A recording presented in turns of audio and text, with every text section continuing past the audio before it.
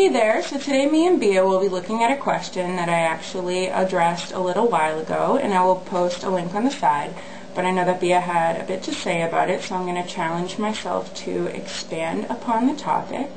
The question was, if I go to get help for my eating disorder, will I be taken seriously when I'm not underweight? And I still think that this is a really great question. So I guess first and foremost, I wanted to say that it is called an eating disorder and not a weight disorder, and I think it has been termed that for a reason, because the biggest symptom of an eating disorder is a disturbance with eating. It doesn't necessarily mean that you have to be underweight.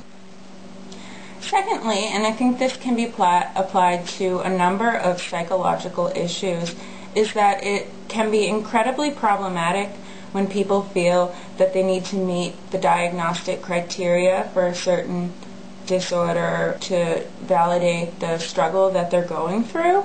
And I think that this is what this video is mostly going to be about. Psychology is an incredibly useful discipline, yet it is imperfect, and it is constantly changing. That's not to say that it is invalid, it's just to say that it's constantly being refined and changed, and sometimes diagnoses just really don't characterize exactly what every person is going through. I think this is part of the reason why EDNOS, eating disorder not otherwise specified, was added to the DSM in later editions, because anorexia and bulimia didn't encompass the whole spectrum of eating disorders. And they added other ones for other psychological issues as well. For instance, my friend was inpatient. I don't really want to get too in-depth, but she was diagnosed with a mood disorder not otherwise specified. And I know that she came back and she was really angry, and she said to me, they can't even find out what's wrong with me. They gave me this this diagnosis that is just a load of crap because they can't figure out what's wrong with me. But yeah, as I said, I just don't think people always fit neatly into like little diagnostic boxes. The diagnoses are useful descriptors for mental health professionals in order to know how to go about treating people with like a wide spectrum of disorders, but people are complex and unique, and sometimes the limited amount of terms that can be found you know, in a manual that's supposed to help you diagnose people just can't quite encompass and characterize what every person is going through. And I know that when I went inpatient 3 times for a suicide attempt, they gave me like one of those tests to attempt and diagnose me, and they thought I would have depression, and I ended up not meeting the diagnostic criteria for depression by like 1 or 2 items. But that didn't mean necessarily that I wasn't depressed, and looking back on that time, I say now, like, yes, I was depressed, because I feel the complete difference in my outlook and my way of feeling and relating to the world. And I did get help for it, despite the fact that I didn't exactly meet that diagnosis, and I was taken seriously. And the same thing pretty much happened for my eating disorder. I never really fell perfectly into the diagnosis of anorexia or bulimia, although I struggled with both to a large degree, but there was always like one or two things that was off. For instance, when I was underweight, like I still got my period every couple months or so, and when I was bulimic, I didn't necessarily purge 2 times a week. Does that mean that I'm not eating disordered? And I would say no. And like your question, there were times when I was struggling with a mix of both kind of things, and I wasn't technically underweight, but I still recognized that I had a problem, and I still sought out help from someone who was willing to give me help.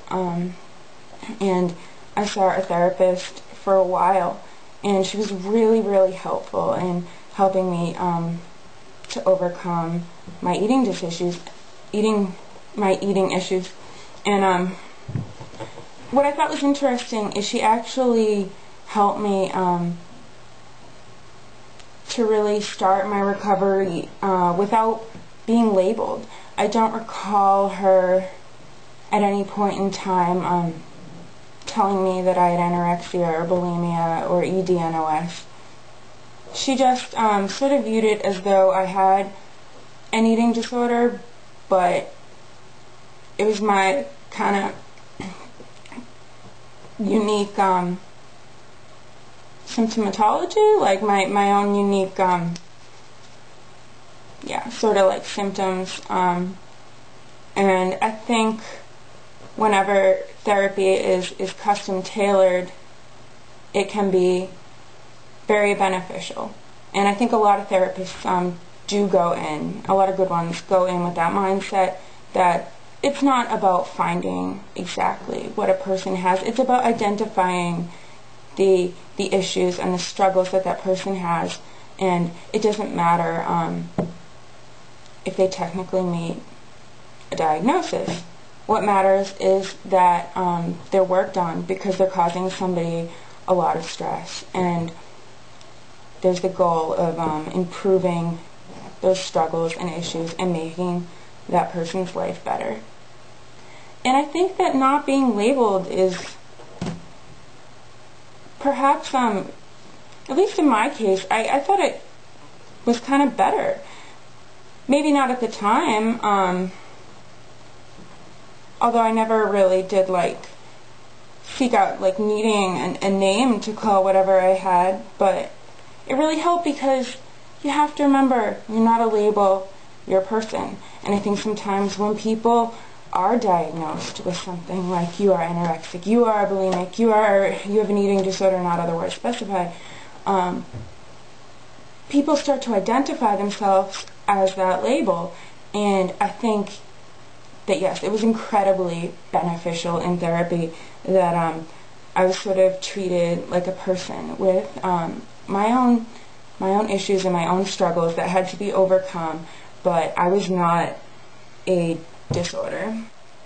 So lastly, I just want to say to anyone in this position that I think that it is possible to find some help from somebody who will take you seriously, someone who wants to work with you on a person-to-person basis to get at the heart of your issues and to make your life better.